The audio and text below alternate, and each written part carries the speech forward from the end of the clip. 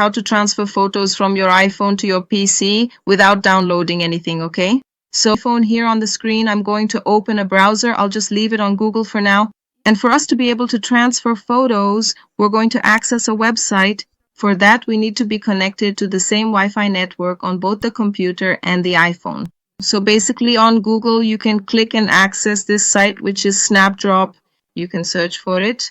The first site that comes up is already the one, guys. You can click on it. There, I've already accepted it here on the computer. We're going to do the same thing on the phone. Here on the iPhone, guys, you're going to click this option to upload the file. You click Upload Files, click. And here you can choose to take a photo, record a video. You can select files from your iPhone, or you can click here on Photo Library to choose a photo from your iPhone. So I'm going to click here on Photo Library. Done. Now, what are you going to do here? Choose the photo you want to send now. I want to choose a photo here. I'll pick this one. Choose an image you want to upload. You can select more than one at the same time, then click to add. Wait here for the photo to upload. It doesn't take long. As you can see, it's pretty fast. Photo is already here. What do you do now to send it from your iPhone to your PC?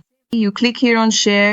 Below, you'll see the option for Windows PC. If you click here on Windows PC, I'm going to click. It will give you the option to share.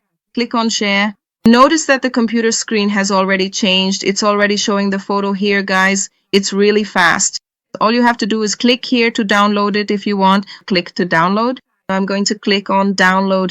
The photo has already been downloaded up here, as you can see. You can come back here. I'm going to close it. You can repeat the same steps again. So what do I usually do here? I click on the three dots, click to delete the photo that I've already sent to the computer. Click on delete, and here I've already deleted it. If you don't create an account, you have the option to create one, but then all your files will be deleted in 7 days, okay?